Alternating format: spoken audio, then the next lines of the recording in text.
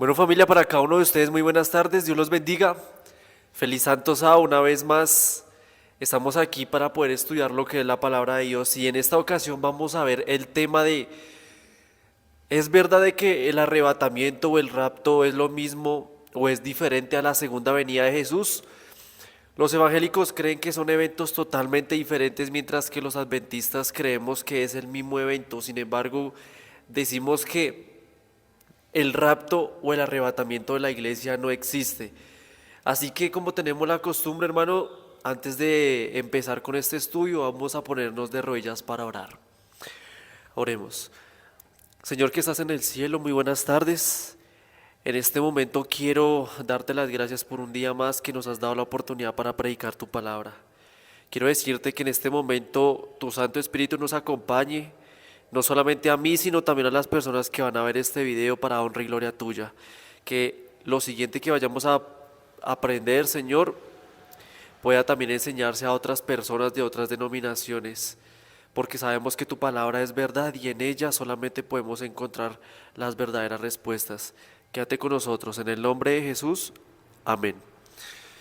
Listo, familia, lo primero que tenemos que tener en cuenta es que todos sabemos que Cristo va a venir por segunda vez, lo creemos adventistas, católicos, evangélicos, porque la Biblia así lo dice. Hebreos capítulo 9, versículo 28 dice: así también Cristo fue ofrecido una sola vez para llevar los pecados de muchos, y aparecerá por segunda vez sin relación con el pecado para salvar, dice, a los que le esperan. No cabe duda que Cristo va a venir por segunda vez. Juan capítulo 14, versículo 1 al 4 dice: no se turbe vuestro corazón, creéis en Dios, Jesús dice, creed también en mí. En la casa de mi Padre muchas moradas hay. Si así no fuera, yo los hubiera dicho. Voy pues a preparar lugar para vosotros. ¿Qué está haciendo Cristo en este momento? Dice que está preparando lugar para su iglesia. Y si me fuere y os preparé el lugar, vendré otra vez, dice, y yo les tomaré a mí mismo para que donde yo estoy, vosotros también estéis. Y sabéis a dónde voy y sabéis el camino. Entonces, ¿cuál es el punto de este video, hermano? Lo que pasa es que los evangélicos creen que hay otro evento aparte de la segunda venida de Jesús que yo quiero que toquemos en este video. El texto que ellos usan es 1 de Tesalonicenses capítulo 4. 1 de Tesalonicenses, búsquelo usted en la Biblia, capítulo 4, versículo 17. Mire cómo dice aquí Pablo. Luego nosotros, los que vivimos, los que hayamos quedado, dice, seremos arrebatados. Ahí dice, arrebatar. Si ve, hermano, el arrebatamiento existe, dicen ellos. Seremos arrebatados juntamente con ellos, o sea, con el resto de la iglesia en las nubes, para recibir al Señor en el aire y así estaremos siempre con el Señor. Yo traduje esta palabra arrebatar en el griego. Me puse a ver, de hecho, a ver otros videos de expositores evangélicos y obviamente estas personas también lo tradujen como harpazo, dice así. Harpazo significa llevarse, saquear, arrebatar, e incluso en el texto también dice violar, llevarse una persona de una forma violentamente o apoderarse de alguien. Así que bueno, ¿cómo sabemos que lo que está hablando Pablo es lo que realmente están enseñando los evangélicos? De que realmente hay un arrebatamiento, un rapto, algunos le dicen hasta secreto, digámoslo así, porque no todas las iglesias lo dicen de esa manera. Tenemos que leer siempre el contexto. Yo siempre he dicho que para saber de qué es lo que está hablando un personaje de la Biblia, qué es exactamente a lo que se refiere con el tema del arrebatamiento, qué es eso que se arrebata de una forma violenta, como dice el tema harpazo en el griego original. Entonces, veamos el contexto. 1 de Tesalonicenses 4, versículo 13. Mire cómo dice Pablo acá. Tampoco queremos, hermanos, que ignoren acerca de los que duermen. Note, o sea, de los que ya están muertos, para que no se entristezcan como los otros que no tienen esperanza. Porque si creemos que Jesús murió, mire, y resucitó, dice, así también traerá Dios con Jesús a los que durmieron en él. Por lo tanto, os decimos esto en palabra del Señor, que nosotros, mire, nosotros que vivimos, que ahora hemos quedado hasta la venida del Señor, dice, no procederemos a los que durmieron. ¿Qué evento estamos hablando aquí? No cabe duda que lo que usted acaba de leer es la segunda venida de Jesús, porque Pablo dice, hasta la venida del Señor, no vamos a proceder a los que durmieron. O sea que la gente que va a ver la segunda venida de Cristo no va a pasar por la muerte, así como le pasó a Elías del Antiguo Testamento. Note que Elías no experimentó muerte. De igual manera, esta generación no va a alcanzar o no va a saber qué es la muerte y van a ver a Cristo. Versículo 16, mire cómo dice, porque el Señor mismo con voz de mando, con voz de arcángel, o sea que se escucha. Si se escucha no puede ser algo secreto, como lo dicen algunos evangélicos. Con trompeta de Dios, dice, descenderá del cielo. O sea, aquí dice que si se desciende es porque se ve. Mire que ahí habla solo. Descenderá del cielo y los muertos en Cristo, dice, resucitarán primero. Alguien puede decir, bueno, ¿cómo me puede confirmar que esa palabra que dice aquí Pablo de descender sea de manera visible como lo está diciendo usted, Alexander? Mire que el mismo Pablo lo dice. Vaya conmigo a Libros de Hechos capítulo 1. Hechos capítulo 1 versículo 9. Aquí es cuando Cristo va a ascender al cielo. Note lo que sucede con él. Hechos 1:9 dice, y habiendo dicho estas cosas, viéndolo ellos, o sea, los discípulos, viéndolo, dice, fue alzado y lo recibió una nube que lo cubrió, que lo ocultó de sus ojos. Y estando ellos con los ojos puestos en el cielo, note, los discípulos estaban viendo a Cristo. Entre tanto que él se iba, Jesús se estaba yendo ya para el cielo, se pusieron junto a ellos dos varones con vestiduras blancas, las cuales le dijeron a los discípulos, note lo que le dice a la iglesia, Galileos, ¿por qué estáis mirando al cielo? Este mismo Jesús que ha sido tomado de vosotros al cielo, dice, así vendrá, como lo habéis visto ir al cielo. O sea que se ve. Note que Pablo enfatiza muy claramente lo que dice la Biblia, ¿sí o no? Porque si me está diciendo que lo ve, dice que así mismo como usted lo ve cuando se fue, así mismo vendrá, hermanos. ¿Qué me hace entender a mí que eso sea secreto? Cuando dice que se va a ver. Juan confirma en Apocalipsis 1:7, he aquí viene con las nubes. Esta expresión nubes se refiere a los ángeles. Y todo ojo lo verá, note. Y si es ciego, hermano, pues lo va a ver, porque ahí está la promesa que nos está dando la Biblia. Todo ojo lo va a ver. Y los que le traspasaron y todos los linajes de la tierra harán lamentación por él. Sí, amén, dice Juan en Apocalipsis 1:7. Una vez una persona me preguntó qué significa los que le traspasaron. ¿A qué se está refiriendo Juan con este término? Los que le traspasaron, según la Biblia, fueron los peores enemigos de Cristo en su tiempo. Le voy a dar un ejemplo. Mire lo que dice Mateo capítulo 26, versículo 64, dice, aquí está hablando Jesús, tú lo has dicho, le está diciendo al sumo sacerdote. El sumo sacerdote le había preguntado en los versículos anteriores, ¿eres tú el Hijo de Dios, el Mesías? Y aquí en el versículo le dice, tú lo has dicho, o sea que estaba confirmando de que Cristo sí era el Mesías. Y además yo les digo que desde ahora veréis al Hijo del Hombre sentado a la diestra del poder de Dios y viniendo en las nubes del cielo. O sea que Cristo le estaba diciendo a las personas de ese momento que ustedes van a ver la venida del Hijo del Hombre. Note, las personas que lo abofetearon, el sumo sacerdote que rechazó también al Mesías, ellos van a resucitar. Con razón el libro de Daniel, en el Daniel capítulo 11, decía que muchos de los que están en la tumba van a resucitar, unos para confusión perpetua. O sea, los impíos cuando van a resucitar, muchos de ellos, no son todos, porque la gente generaliza que todos los impíos van a resucitar también cuando Cristo venga, pero habla de un grupo selecto. Usted lo puede leer en Daniel capítulo 12. Ahora, hermanos, volvamos al punto de lo que estamos hablando. Notemos que Pablo no está hablando de ningún arrebatamiento secreto. Vemos que es de una manera tanto audible como visible. ¿Qué más quiero recalcar con este tema, hermano? Mire que Jesús, él también dijo que su venida tenía que ser de manera tanto audible como visible, no iba a haber nada secreto. Mateo capítulo 24, versículo 29 dijo Jesús, inmediatamente después de la tribulación de aquellos días, mire que dice después, los evangélicos enseñan que supuestamente el arrebatamiento va a ser antes de la venida de Cristo, antes de la tribulación, perdón.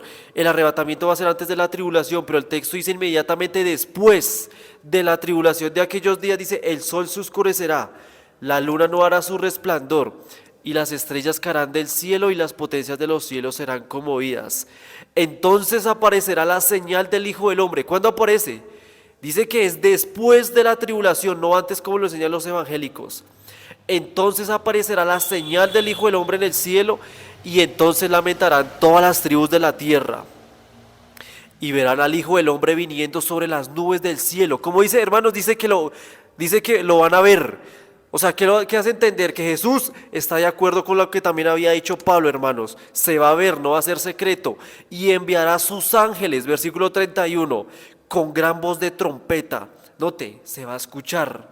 Y juntarán a sus escogidos de los cuatro vientos, desde un extremo hasta el otro. Hermanos, Cristo claramente está presentando aquí que su segunda venida, note que es el mismo evento del arrebatamiento, porque la palabra cuando dijo Pablo que seremos arrebatados se está refiriendo a que el ángel va a venir por nosotros, nos va a llevar, va a ser de una fuerza imponente y con poder, porque la segunda venida de Jesús no está hablando de que supuestamente, como usted ha visto en los videos, sabe que hay hermanos que presentan que el cuerpo se va supuestamente y la ropa queda aquí tendido, hermano. Yo no sé la verdad de dónde sacan eso. Y que ese es el rapto. Y que después desde el rapto va a haber un periodo de 7 años de tribulación para los hermanos adventistas que no conocen de este tema. Así es como lo enseñan la mayoría de denominaciones. Ahora, ya explicamos ese punto de Primera de Tesalonicenses. Hay otro texto en la Biblia que citan muchas iglesias para decir que el rapto es bíblico. ¿Qué cita es, hermanos? Anótelo para que usted lo explique a estos evangélicos, para que se dé cuenta de que no existe el rapto. Mateo capítulo 24, versículo 40 y 41. Mire cómo dice, aquí está el rapto. Entonces estarán dos en el campo, el uno será tomado y el otro será dejado. Dos mujeres estarán moliendo en un molino, la una será tomada y la otra será dejada. Entonces, aquí está el rapto, según ellos. ¿De qué está hablando Jesús cuando dice que la una será tomada y la otra será dejada? Leamos el contexto. Mateo 24, 37 al 39 dice: Mas como en los días de Noé, así será la venida del Hijo del Hombre. Porque como en los días antes del diluvio estaban comiendo y bebiendo, casándose y dando en casamiento hasta el día en que Noé entró en el arca, y no entendieron hasta que vino el diluvio, y dice, y se los llevó a todos.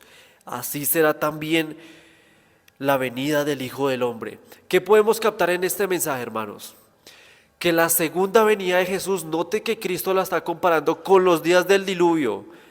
Quiero que me preste atención a lo que yo le voy a decir. Note que en este periodo del versículo que acabamos de leer, del versículo 38 y 39, hay dos astas. Quiero que preste atención a lo que usted está leyendo en la Biblia. Mire el texto bíblico, no solamente se concentre en lo que yo le estoy diciendo, porque yo le puedo decir aquí una mentira. Mire que aquí el texto dice que hasta el día en que Noé entró en el arca, o sea, hay un periodo de tiempo. Y en el versículo 39 dice, hasta el día en que vino el diluvio y se lo lleva todo. Note, hay dos periodos de tiempo. Yo le quiero hacer la pregunta, desde el primer asta, o sea, desde que Noé entró al arca hasta el segundo asta, cuando vino el diluvio, ¿cuántos días pasaron?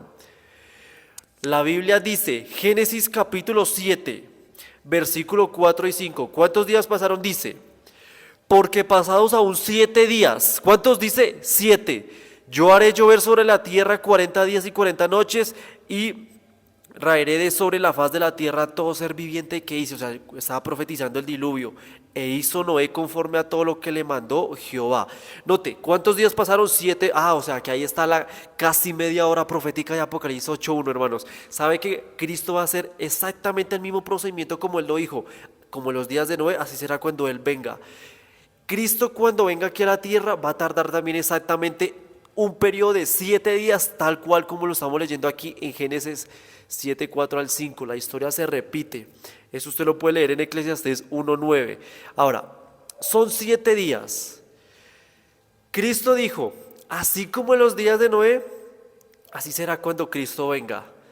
yo le hago la pregunta, si Cristo dijo que la una será tomada y la otra serán dejado, tenemos que ahora ver en la Biblia quiénes son en el tiempo del diluvio los que fueron dejados. Porque note, si Cristo hace ese paralelo, hermanos, ¿qué me puede decir un evangélico que aquí? No, hermanos, el dejado son los impíos, porque ellos no se fueron en el rapto secreto o en el arrebatamiento, es lo que ellos dicen. De hecho, pregúntele a un adventista que no esté viendo este video, hermano, ¿qué se refiere? ¿Quiénes son los dejados? No, hermanos, son los impíos, también cuando Cristo venga por segunda vez para la destrucción. Pero mire que la Biblia enseña lo contrario. Los dejados son la iglesia. ¿Cómo así, hermano? Mire lo que dice Génesis 7:23. Dice, así fue destruido todo ser que vivía sobre la faz de la tierra, desde el hombre hasta la bestia. Los reptiles y las aves del cielo fueron borrados de la tierra. Solamente, ¿qué dice? Dice, solamente quedó, note, quedó Noé y los que estaban con él en el arca, o sea, fueron los hijos de Dios los que se quedaron. Interesante, ellos son los que se quedaron, la iglesia. De hecho, hermanos, si a usted le gusta estudiar la Biblia a profundidad, yo lo invito a que usted traduzca estas palabras en el texto original, que en este caso es hebreo. ¿Sabe que esta palabra en el hebreo traduce como sha'ar?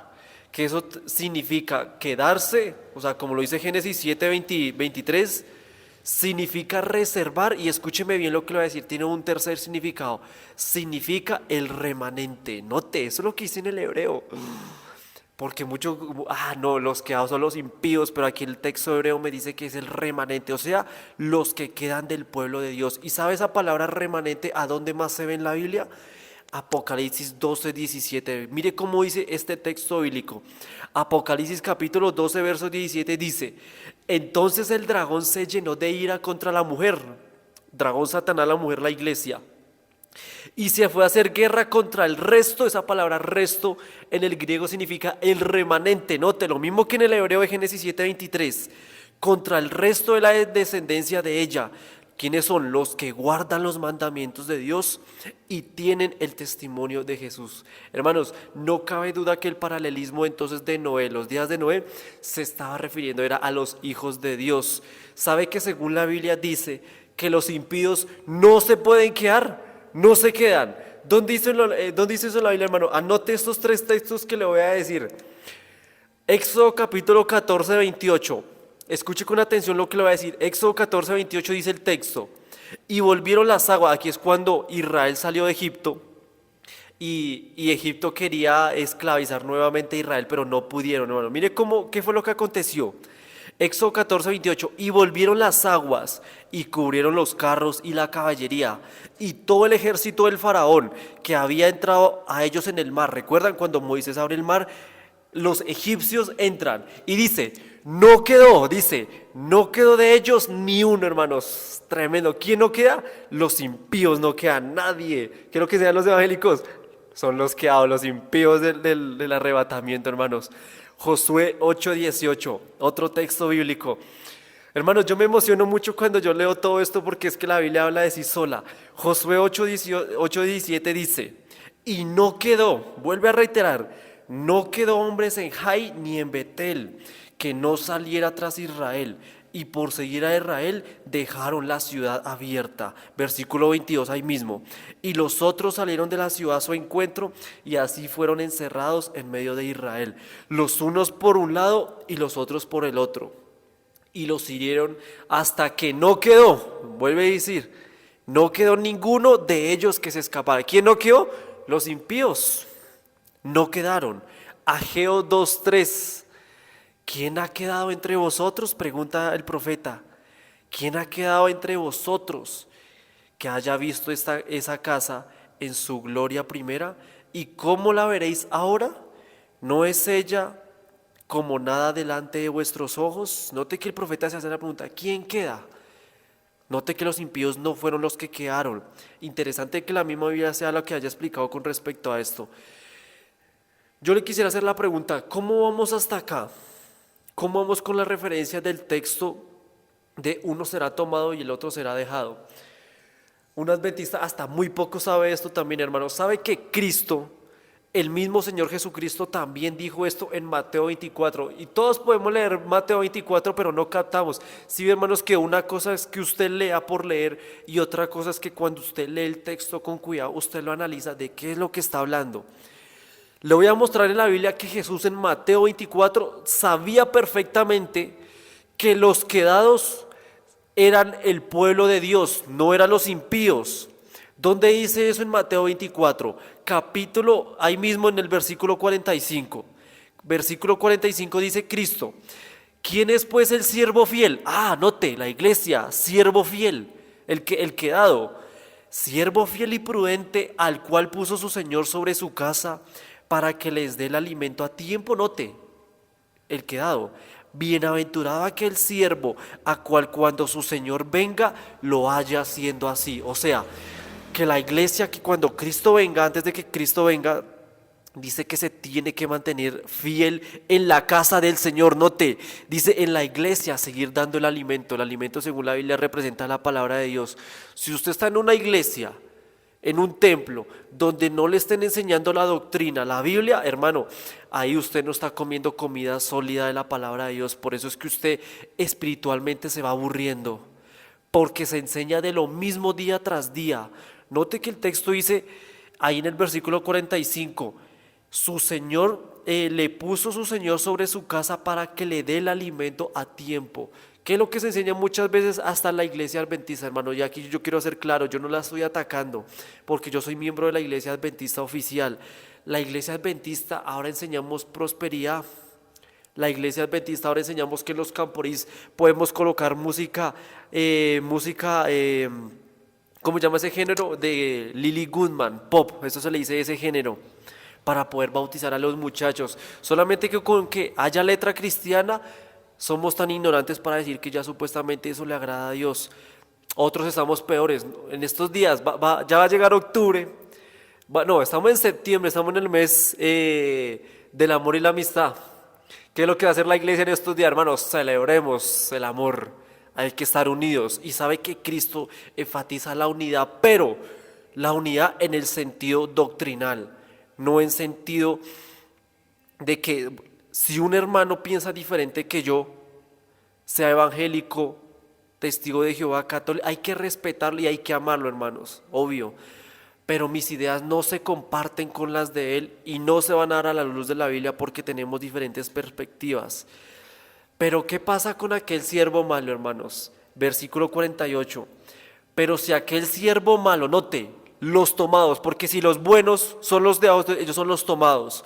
Si aquel siervo malo dijera en su corazón cuando Cristo venga, mi Señor tarda en venir, y comenzará a golpear a sus consiervos y a comer y a beber con los borrachos, o sea que este siervo vuelve atrás, vuelve a la vida pasada.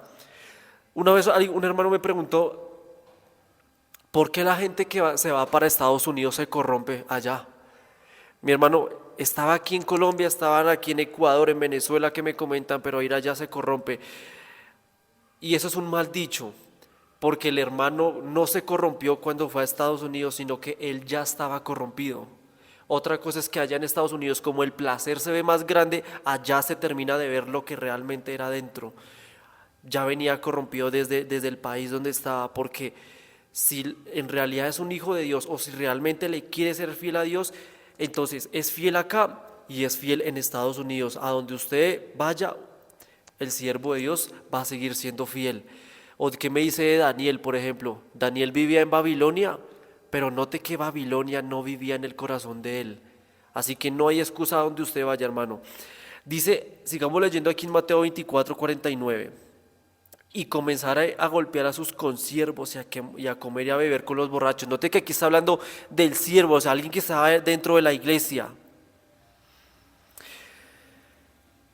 En ese día, versículo 50 dice, vendrá el Señor de aquel siervo en el día que éste no espera y a la hora en que éste no lo sabe. Dice, y lo castigará duramente y pondrá su parte con los hipócritas. Allí será el lloro y el crujir de dientes. Claro, hermano, saber de que Cristo viene y usted ser consciente de que se perdió. Porque note que aquí está hablando del que sabía. Esto es duro, hermanos. Note que aquí estamos dando el paralelismo de que no hay un rapto secreto, todo va a ser de una manera visible y audible. Yo le voy a dar otro ejemplo. ¿Ustedes recuerdan la parábola del trigo y la cizaña?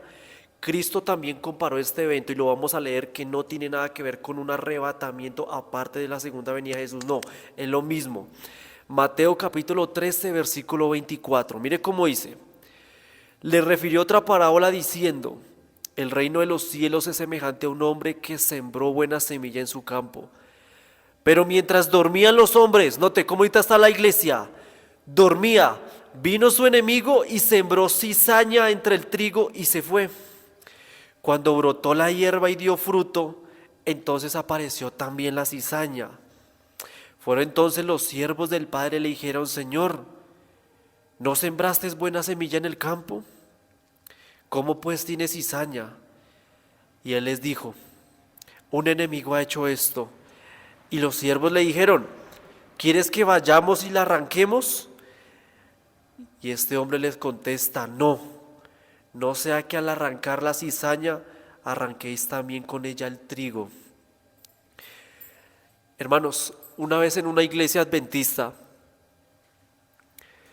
nosotros somos una iglesia organizada, y una vez en la iglesia donde un grupo de personas disidentes, no voy a decir el nombre, un grupo de personas disidentes querían venir a la iglesia a enseñar cosas erróneas a través de literatura, de libros.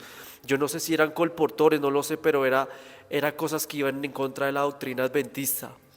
¿Y sabe qué hicieron los mismos adventistas cuando sabía que ese grupo iba para acá?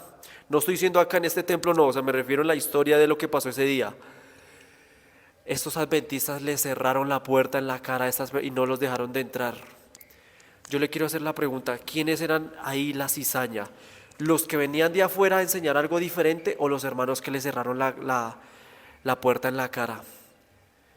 ¿Sabe que el mismo demonio eran las mismas personas que le cerraron? ¿Usted cómo se le ocurre cerrarle la puerta a un hermano porque viene de otra iglesia? Y note que son adventistas también, pero eran de la Reforma, o sea, era de otra, de la denominación separada. Usted no tiene el derecho de arrancar, como dice aquí, la cizaña. No, usted no lo tiene que hacer.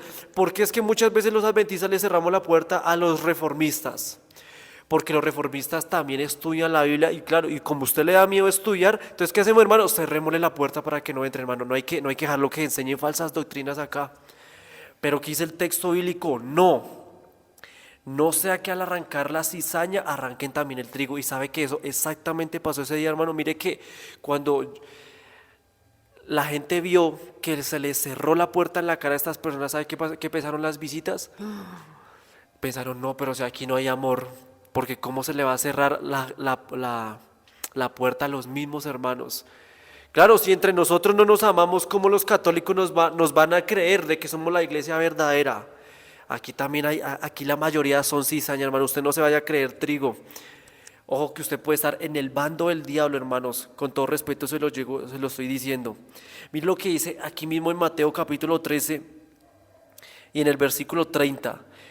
Dejad crecer juntamente lo uno con lo otro hasta la siega. O sea, déjelos de entrar.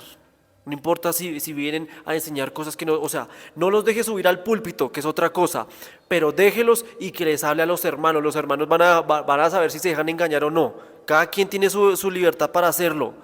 Pero ¿qué va a hacer Dios? Dice: al tiempo de la siega yo le diré a los segadores. Los segadores, recordemos que son los ángeles. Recojan primero la cizaña. Note, ¿quién lo dice? Lo hace los ángeles, Dios a los ángeles, no somos nosotros. Recojan primero la cizaña, o sea, tómenla. Uno será tomado y el otro será dejado. Recoja primero la cizaña y atarla en manojos para quemarla. Pero recoger el trigo en mi granero, dice. Uno será tomado y el otro será dejado. Los tomados, según lo que estamos viendo aquí, note que es la cizaña. Los tomados son los impíos. Josué 8:8 dice: cuando la hayas tomado, note, tomar, le vas a prender fuego. Ay, hermanos, aquí ¿cómo podemos responder a eso? El tomado se le prende fuego. Josué 8:8. Haréis conforme a la palabra de Jehová y miren lo que yo les he mandado. O sea, se va a ver. La destrucción de los impíos, hermanos. No, pero es que es algo secreto. Hermanos, hay que saber aprender a diferenciar los textos bíblicos. Yo quiero que nos enfaticemos en algo importante. ¿Sabe que la Biblia, los evangélicos creen tantas vainas que ni ellos mismos saben cómo explicarla? Y si usted es un evangélico que está viendo esto, hermanos, no crea más en el tema del arrebatamiento. El diablo le quiere hacer creer eso, de que va a haber un rapto y usted se salve de lo que va a pasar a nivel mundial, el anticristo, el papado, todo eso, porque tras del hecho los evangélicos ni saben que el poder papal es el anticristo, que ese es otro tema aparte. Mire lo que dice Jeremías 32:28, otro ejemplo. Por tanto, así ha dicho Jehová, he aquí, voy a entregar a ciudad en manos de los caldeos y en manos de Nabucodonosor, rey de Babilonia. Note, le está dando una profecía al rey de Babilonia. Dice, y la va a tomar. Note, el tomado. Yo tengo muchas referencias en la Biblia, hermanos. Usted lo puede anotar si quiere. No las voy a citar todos para ahorrar el tiempo. Nótelo usted en Números 32:39 y el versículo 41. Libro de Números capítulo 34 versículo 14 al 15, más ejemplos de que los tomados son los impíos. Proverbios capítulo 11 versículo 6, Jeremías capítulo 48 versículo 1 y el versículo 7, San Juan capítulo 8 versículo 3 y el versículo 4, Lucas capítulo 9 versículo 39 y segunda de Corintios capítulo 11 y el versículo 20. Yo traduje la palabra en el hebreo que significa ser tomado y la palabra significa lakat, que significa atrapar, capturar, ocupar o enlazar. O sea, todo lo que se está viendo en los textos bíblicos que yo le estoy relatando. Ahora, prepárese a lo que le voy a decir a continuación. ¿Sabe que el mismo texto que utilizan los evangélicos de 1 Tesalonicenses 4:17, que tenemos arrebatados, sabe que ahí también está diciendo que Pablo será alguien dejado? O sea, no dice que es un tomado, dejado. Lea el texto conmigo con cuidado.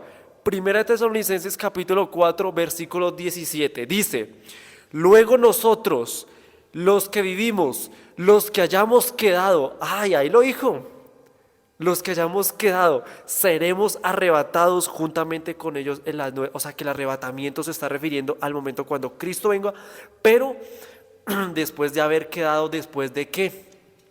Porque note que Pablo está diciendo, quedado, ¿quedarse de qué? La misma Biblia tiene que responder, cuando Cristo venga por segunda vez, todos sabemos que va a suceder el fin del mundo cuando Cristo venga. Cuando Pablo está diciendo los quedados, se están refiriendo a los hijos de Dios, a la ira que va a desatar Dios sobre esta tierra de las 7 plagas. Usted puede leer la ira de Dios en Apocalipsis capítulo 16, donde se relata las 7 copas de la ira. Y mire lo que sucede con respecto a la ira de Dios. Alguien preguntó, Apocalipsis capítulo 6, 17 dice, porque el gran día de su ira ha llegado y ¿quién podrá sostenerse en pie? ¿Quién? Apocalipsis 7 responde, 7, 1 al 3 dice, después de esto vi a 4 ángeles en pie sobre los 4 ángulos de la tierra, que detenían los 4 vientos de la tierra para que no soplase viento alguno sobre la tierra, ni sobre el mar, ni sobre ningún árbol. Vi también a otro ángel que subía de donde sale el sol y tenía el sello del Dios vivo y clamó a gran voz a los 4 ángeles a quienes se les había dado el poder de hacer daño a la tierra y al mar, diciendo, no hagan daño, escuche, no hagan daño a la tierra, ni al mar, ni a los árboles, hasta que hayamos sellado en sus frentes, dice, a los siervos de nuestro Dios. O sea que cuando Juan en Apocalipsis 6 dice, ¿quién se va a poner de pie? Apocalipsis 7 responde, van a ser los siervos de Dios. Interesante. Por eso cuando Pablo dice que nosotros los que hayamos quedado, es porque Pablo creía que Cristo iba a venir en su época y claro, como él viene a destruir el mundo, él dijo, yo voy a quedar después de todo lo que va a suceder durante el tiempo del fin. Dice nosotros, los de la iglesia, hermanos. Note que eso se desconoce con respecto a los evangélicos, pero yo quiero que usted lo vaya entendiendo y que también usted lo pueda explicar a ellos también. Esto se repite en el versículo 15. Primera de Tesalonicenses 4:15 dice, por lo cual os decimos esto en palabra del Señor, que nosotros que vivimos, note, lo reitera, que habremos quedado hasta la venida del Señor, note, se reitera, porque cuando Cristo venga por segunda vez, todos sabemos perfectamente que se va a desatar las 7 plagas del Apocalipsis. Y aquí dice Pablo, nosotros los que habremos quedado hasta la venida del Señor, no procederemos a los que durmieron. O sea, que a nosotros no nos va a afectar la plaga. Esto en Apocalipsis, tristemente Pablo murió, obviamente. En Apocalipsis habla de los 144,000. Es el grupo de hijos de Dios que va a ver la venida del Hijo de Dios de principio a fin, tanto de manera visible como de la manera audible. Ahora, alguien me dijo una vez, el rapto existe porque así como en los días de Lot, Dios lo liberó a él para que no fuera destruido por el fuego. Y si usted puso atención a lo que hemos venido estudiando, usted ya le va a poner ese argumento como ilógica, porque note que en ningún momento Lot se fue para el cielo. O sea, note la incoherencia que dicen los evangélicos. ¿Qué fue lo que sucedió con Lot? Primero leamos el texto de los días de Lot que dijo Jesús. Lucas capítulo 17, versículo 30 dice: así será el día en que del Hijo del Hombre se manifieste. Versículo 32. Acuérdense de la mujer de Lot. Todo el que procure salvar su vida la perderá, y todo el que la pierda la salvará. Por eso yo les digo que en una noche estarán 2 en la cama, el uno será tomado y el otro será dejado. Está hablando de una pareja. 2 mujeres estarán moliendo juntas, la una será tomada y la otra dejada. 2 estarán en el campo, el uno será tomado y el otro será dejado. ¿Sabe, hermanos? Yo quiero hacer una diferencia acá, porque aquí en el libro de Lucas se menciona una pareja. Note que dice en el versículo 34, 2 estarán juntos en una cama, el uno tomado y el otro dejado. Es porque tristemente aquí se está hablando del yugo desigual. Van a haber personas que dentro de las parejas uno quiso hacer la voluntad de Dios y el otro no. Aquí podemos estar hablando de un católico con un testigo de Jehová o un adventista con alguien que no le corresponde. Y aún entre adventistas del séptimo día. Sabe que dentro de la misma iglesia también hay yugos desiguales. Muchas parejas no creen de la misma manera, aún estando dentro de la iglesia. Y por eso Cristo enfatiza aquí que pueden ser pareja, pero uno va a ser tomado para destrucción y el otro va a ser dejado para protección divina, como hemos visto. Versículo 29 dice: mas el día que Lot salió de Sodoma, llovió del cielo fuego y azufre, y dice, y los destruyó a todos. O sea, los tomó para destrucción. ¿Y quién fue el que quedó en pie entonces? Solamente quedó fue Lot y obviamente su familia, hermanos. Ustedes recuerdan la historia. Cuando Lot escapó, fueron él y los pocos que quedaron. No fueron para ningún arrebatamiento. Muéstrame un texto de la Biblia donde dice que Lot fue supuestamente de la destrucción para el cielo, hermanos. Eso es ilógico, eso no tiene coherencia. Así que yo les quiero decir algo, hermanos. La ira de Dios va a ser de manera visible para todo el mundo, que va a estar de esa manera, tanto para buenos como para malos. Pero ¿sabe qué es lo bonito de esto? ¿Sabe que la Biblia, el Salmo 91, mucha gente la utiliza, tanto evangélicos como católicos e incluso adventistas, para decir que este es nuestro salmo favorito para cuando hoy en día Dios nos proteja? Pero ¿sabe que el Salmo 91 no tiene nada que ver con protección de hoy en día? El Salmo 91 habla de una promesa que va a pasar los hijos de Dios, pero para el tiempo del fin. Note, no es para hoy en día, porque hoy en día un cristiano puede morir si Dios lo permite. Dios puede permitir que un asesino pueda y mate a un cristiano. Para ese tiempo no lo va a hacer. Salmos capítulo 91, y note lo que dice el versículo 2. Salmos 91, 2 dice: diré yo a Jehová, esperanza mía y castillo mío, mi Dios, en quien confiaré. Versículo 7, caerán a tu lado 1000. Note, ¿cuándo es que van a caer los impíos? Ya vimos que va a ser cuando Dios venga y vaya a destruir el mundo. Dice, caerán a tu lado 1000 y 10,000 a tu diestra, mas a ti no llegará. Note, habla del fin del mundo. Ciertamente tus ojos mirarás y verás la recompensa de los impíos. O sea, el pueblo de Dios va a ver cómo los otros van a ser destruidos lastimosamente, así como ¿quién lo vio? Según lo que estamos leyendo, como Noé vio a los impíos cuando fueron destruidos por el diluvio. ¿Quién más lo vio? Lot, cuando Dios destruía a Sodoma y a Gomorra, hermanos. Esto es lo que habla el Salmo 91. No está aplicable para algo de hoy en día, aunque lo podemos utilizar, hermanos. Ahora, vimos que a la luz de la Biblia no existe el rapto secreto, no existe el arrebatamiento. Y si usted cree en el arrebatamiento, entonces recordemos que la misma escena o el mismo evento de la segunda venida de Jesús. Si esto no es bíblico, entonces ¿quién lo inventó? Yo me puse a ver en la historia quién fue el que se puso a dar el discurso con respecto al rapto secreto, y note que lo creó la Iglesia Católica. Note que los evangélicos promueven algo que la Iglesia Católica fue que creó. Usted vaya a la historia y vaya al libro que se llama Manuel Lacunza, es un jesuita. Según el registro histórico, sí, dice que en el año 1731 nació este personaje hasta el año 1801.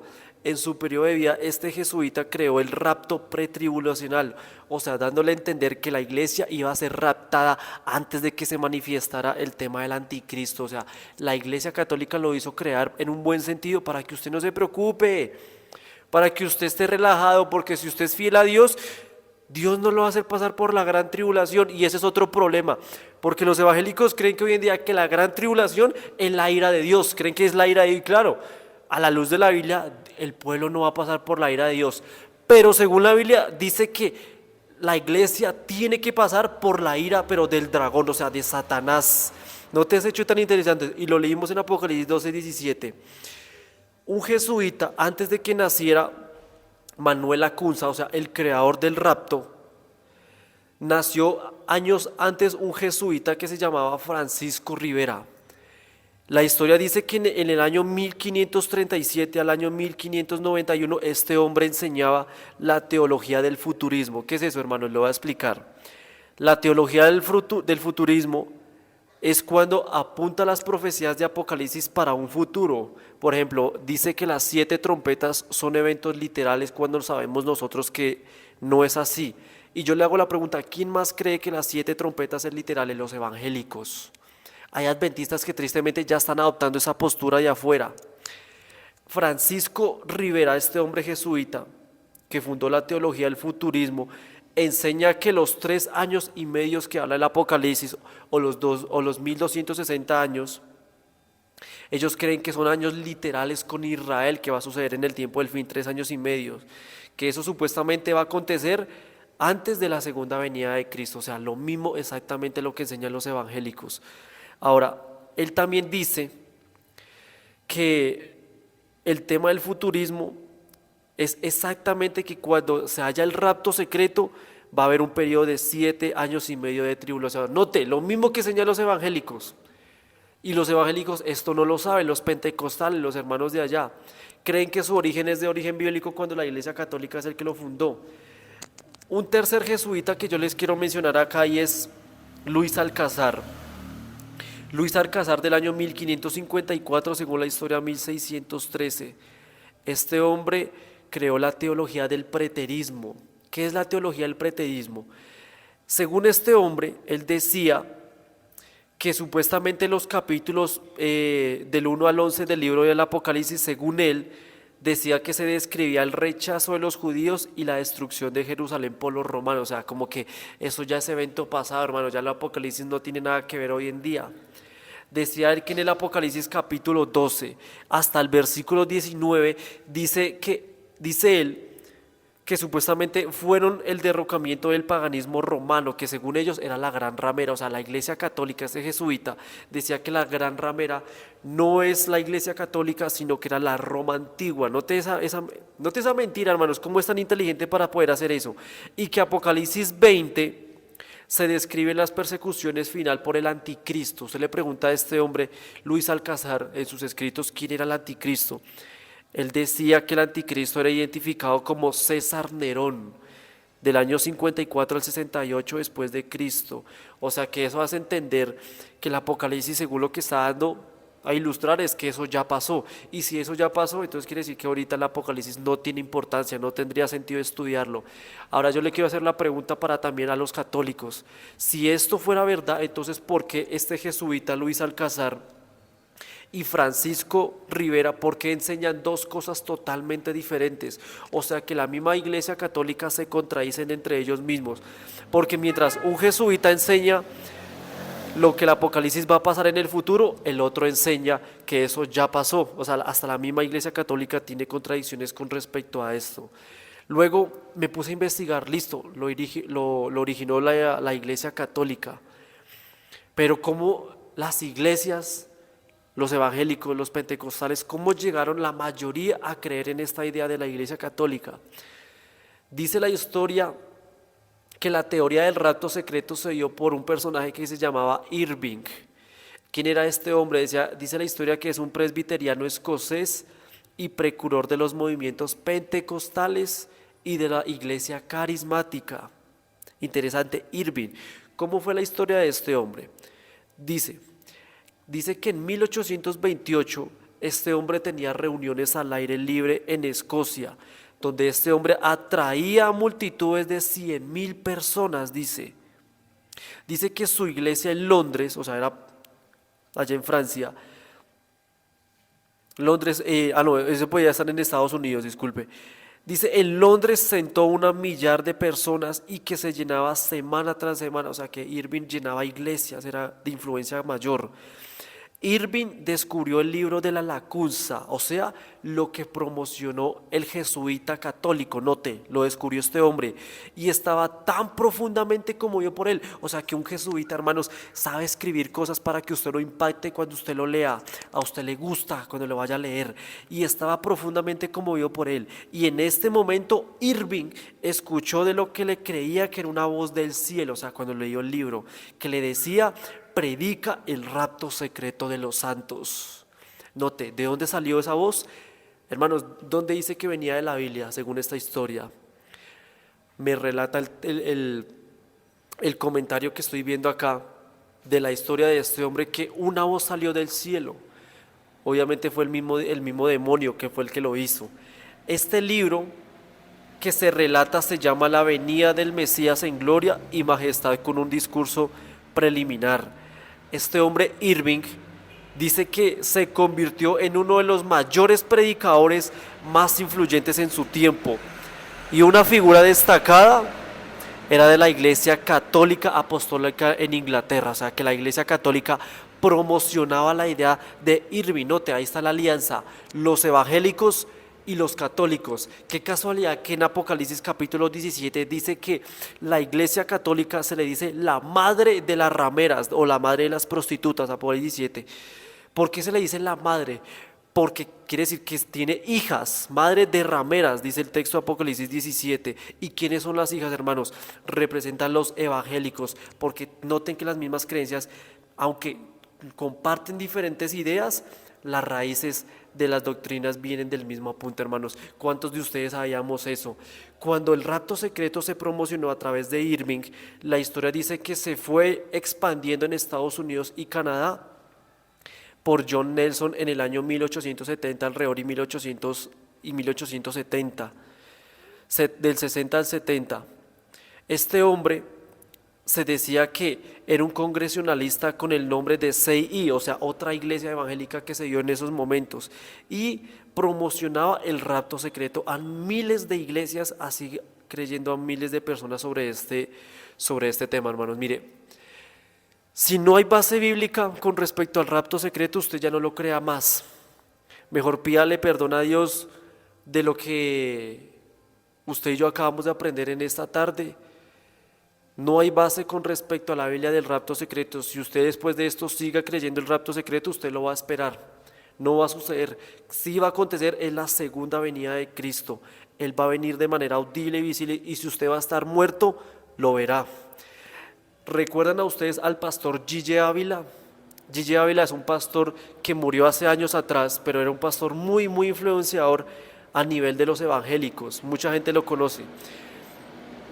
Yo tomé las palabras de este hombre, y este hombre dijo lo siguiente: la Biblia profetiza que en este tiempo, según él, o sea, el actual, los 7 años de tribulación, note, lo mismo que enseñan los jesuitas, se va a manifestar un anticristo. Y note que ahí ya se equivocó, porque según la Biblia el anticristo ya está. solo que no tiene poder, que sabemos que a la luz de la Biblia es la Iglesia Católica. Este hombre es un misterio al mundo, dice, pero se manifestará con gran engaño y el tiempo de su aparición está muy cerca.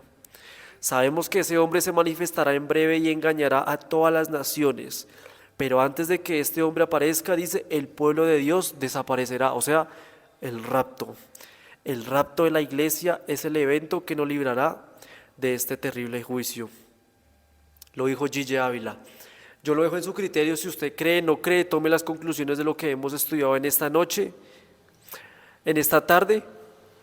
Y yo les quiero reiterar una situación antes de terminar.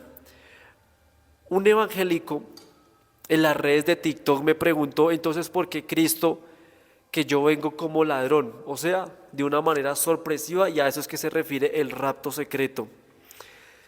Vamos a ver de una manera resumida qué es lo que significa como ladrón en la noche antes de terminar. Dice Cristo en Apocalipsis 16:15, he aquí yo vengo como ladrón, bienaventurado el que vela y guarda sus ropas para que no anden desnudo y vean su vergüenza. Yo le quiero hacer la pregunta, hermano, concéntrese en lo que yo le voy a decir. Cuando Cristo dice que Él viene como ladrón, ¿qué es lo que viene como ladrón? ¿Es Cristo o el día? Si usted cree que es Cristo, usted se está equivocando. Mire lo que dijo Pablo en 1 Tesalonicenses capítulo 5, versículo 2. Mire cómo dice él. Porque ustedes saben perfectamente que el día, dice el día del Señor vendrá así como ladrón en la noche. Note, no es Cristo, es el día cuando Él aparezca, va a ser de una manera sorpresiva. Que cuando digan paz y seguridad, entonces vendrá sobre ellos la destrucción repentina, o sea, cuando Cristo venga con poder y gloria, como los dolores a la mujer encinta, y dice, y no escaparán. ¿Qué se refiere cuando dice que el día es cuando Cristo viene al ladrón como a la medianoche? Si Cristo lo comparó con los días de Noé, hermanos, note que no puede ser la venida de Cristo cuando lo veamos en el cielo. ¿De qué está hablando entonces, hermanos? Está hablando del cierre de la puerta de la gracia. Eso es cuando se refiere que nadie sabe el día cuando venga el ladrón a la medianoche. Eso lo vimos en la comparación de Mateo capítulo 24, cuando Noé, en los tiempos de Noé, la puerta se cerró, significaba que el tiempo de gracia se había acabado. Note, no era que el diluvio en ese mismo día, ese mismo venía, no, se refería al tiempo de cierre de la gracia. Los impíos se perdieron 7 días antes de que el diluvio viniera. Y Cristo dijo exactamente que lo que pasó con Noé, así también iba a suceder para el tiempo del fin de gracia. Mateo 25:10 dice, pero mientras ellas iban y compraban, vino el esposo. Note, Cristo ya está casado. Y las que estaban preparadas entraron con él a las bodas y se cerró la puerta. Note, ladrón a la medianoche es cerrar la puerta de gracia, no es cuando Cristo viene por segunda vez y lo vemos aquí obviamente en gloria.